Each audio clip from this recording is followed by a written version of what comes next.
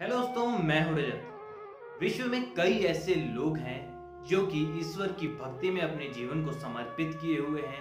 वहीं पे कुछ लोग इस पर सवाल उठाते हैं। लेकिन आज दोस्तों आपको एक ऐसे मंदिर में ले जाने वाला हूं जहां जाने के बाद शायद आपके विचार विपरीत हो जाएंगे, यानी बदल जाएंगे। लेकिन इस मंदिर में जाने से पहले इसके नियमों को जान लेना सबसे ज्यादा आवश्यक है, क्योंकि अगर आपने ऐसा नहीं किया तो शायद आप अपना आपा खो सकते हैं, अपनी आंखों की रोशनी गंवा सकते हैं। वहीं पे आपके साथ और भी बहुत कुछ हो सकता है। ये बात सुनने में वाकई में हैरान करती है, क्योंकि मंदिर में लोग जाते हैं अपने पापों से छुटकारा पाने, अपने जीवन को सुखी बनाने के लिए, मंगलमय बनाने के लिए।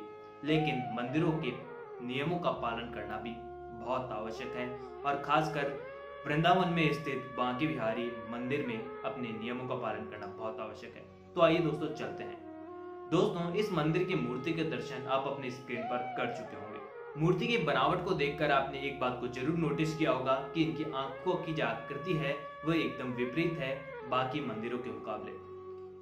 और यही आंखें हैं जिनको देखकर लोग अपना आपा खो देते हैं, क्योंकि इन आंखों में देखने के बाद कई लोग लगातार इन आंखों में देखने के बाद अपना आपा खो बैठते हैं। और वहीं पे कई लोगों की आंखों की रोशनी भी इससे कम हो जाती है, क्योंकि कृष्ण का तेज आज भी इस मंदिर में उतना ही है जितना कि उस समय था जिस समय कृष्ण पृथ्वी पर विद्यमान थे। लेकिन दोस्तों आइए जानते हैं सबसे पहले इस मंदिर से जुड़ी कथा के बारे में।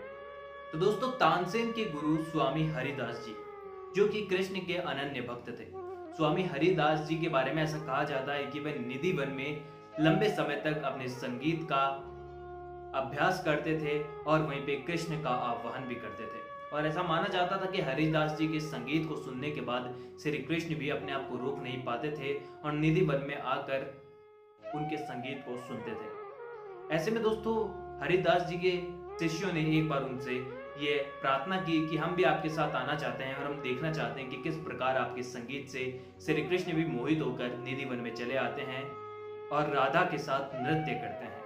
तो ऐसे में दोस्तों, जब हरिदास जी के अनुयायी वहां पर पहुंचे और जब हरिदास जी को वहां पर भजन गाते हुए देखा, श्री कृष्ण की आराधना करते हुए देखा, तो वह देखते ही देखते हैरान रह गए। क्योंकि अचानक से कुछ ऐसा होता है कि हरिदास जी के स्वर बदलने लगते हैं और वह हरिदास जी नहीं बल्कि एक तेज प्रताप बनकर रह जाते हैं। यानी हरिदास जी के अंदर से इतना तेज प्रताप निकलता है कि वहां के खड़े अनुयायी अपनी पलके तक नहीं झपका पाते, और देखते ही देखते श्री कृष्ण और राधा वहां पर प्रकट होते हैं और उनके सुरों को सुनकर उसमें ही विलीन हो जाते हैं। माना जाता है कि उस समय प्रकाश इतना तेज हुआ कि वहां पर खड़े हरिदास जी के अनुयायी अपनी पलके तक नहीं झपका पाए और उसके बाद उनकी आंखों पर भी गहरा प्रभाव पड़ा। लेकिन दोस्तों, जब हरिदास जी ने श्री कृष्ण और राधा जी से यह आराधना की कि उनके कई भक्त ऐसे हैं, हरिदास जी के कई शिष्य ऐसे हैं और पृथ्वी पर कई भक्त ऐसे हैं जो कि श्री कृष्ण के दर्शन मात्र के लिए तरसते हैं, तो ऐसे में उन्होंने श्री कृष्ण से प्रार्थना की कि वे अपना स्वरूप यहीं पर विद्यमान करें। तो ऐसे में श्री कृष्ण उनकी बात मानते हैं। लेकिन जब श्री कृष्ण उनको बात को मानते हैं तो राधा जी और श्री कृष्ण का प्रताप इतना तेज होता है कि पृथ्वी अपना संतुलन खो बैठती है। तो ऐसे में हरिदास जी उनसे प्रार्थना करते हैं कि आप और राधा जी अपने एक ही रूप को एक कर दीजिए, दोनों के रूप को एक कर दीजिए। तो ऐसे में श्री कृष्ण उनकी बात मानते हैं, उन्हें एक श्याम रंग की यानी काले रंग की मूर्ति उन्हें सौंप देते हैं, जो कि आज भी वृंदावन के मंदिर में स्थित है। और इसी कथा के कारण, इसी तेज प्रताप के कारण आज मंदिर में कई विशेष नियम लागू होते हैं, जिसके बारे में ऐसा कहा जाता है कि श्री कृष्ण की आंखों में लगातार देखने पर कोई भी व्यक्ति क्यों ना हो वह अपना आपा लगातार खोने लगता है। और वहीं पे श्री कृष्ण की मूर्ति को लगातार जो व्यक्ति देखने में सक्षम होता है, जो श्री कृष्ण का अनन्य भक्त होता है, उनके बारे में ऐसा कहा जाता है कि श्री कृष्ण खुद के सिंहासन से उठकर उस व्यक्ति के साथ हो चलते हैं।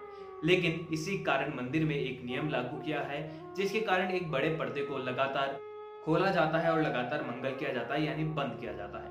क्योंकि ऐसा माना जाता है कि श्री कृष्ण अपनी भक्तों की भक्ति से मोहित होकर उनके साथ ही चल देते हैं। इसीलिए श्री कृष्ण को उसी मंदिर में विराजमान रखने के लिए पर्दे को लगातार नीचे किया जाता है, फिर से मंगल करके ऊपर कर दिया जाता है। और श्री कृष्ण की क्षणिक मात्र दर्शन से ही उनके जो भक्त होते हैं वह प्रसन्न हो जाते हैं और मोहित हो जाते हैं। और मंदिर में जाने से पहले आप सबसे पहला कार्य जरूर ये करते होंगे कि मंदिर की घंटी को जरूर बजाते होंगे, क्योंकि ऐसा कहा जाता है कि उससे एक अलग ही सकारात्मक ऊर्जा मिलती है। लेकिन इस मंदिर में प्रातः काल की पूजा और वहीं पे शाम को मंदिर की घंटी बजाना निषेध किया गया है। यहाँ तक कि इन दोनों समय में निषेध किए जाने के कारण यहाँ पर आए भक्त घंटी को नहीं बजाते हैं। और अगर आप ऐसा करना भी चाहेंगे तो यहाँ पर उमड़ी भीड़ को देखकर शायद आपके लिए ये पॉसिबल नहीं हो पाएगा। वहीं पे इस मंदिर में घंटी को बजाना निषेध किया गया है और इसी के साथ ही उनकी मूर्ति व उनकी आंखें उनके होने का एहसास दिलाती है। यानी अगर आप श्री कृष्ण के दर्शन करना चाहते हैं तो बांके बिहारी कृष्ण मंदिर में जरूर जाइए। वृंदावन आपका इंतजार कर रहा है। तो दोस्तों कमेंट बॉक्स में बताइए जरूर से कि आपको ये वीडियो कैसा लगा, इन्फॉर्मेशन कैसी लगी और आप भी श्री कृष्ण के दर्शन करने को आकुल हुए या फिर नहीं। कमेंट बॉक्स में जवाब दीजिए और इंस्टाग्राम पर भी अपने ओपिनियन मेरे साथ शेयर कर सकते हैं, जिसका लिंक भी आपको डिस्क्रिप्शन में मिल जाएगा। और चैनल को सब्सक्राइब करना ना भूलें ताकि ऐसी और भी इंटरेस्टिंग अपडेट्स आपको देता रहूँगा। और बेल आइकन को दबा दीजिए ताकि वीडियोस के नोटिफिकेशन भी आपके पास पहुँच जाएंगे। अगले वीडियो आपसे लौटूंगा। जब तक के लिए थैंक यू दोस्तों।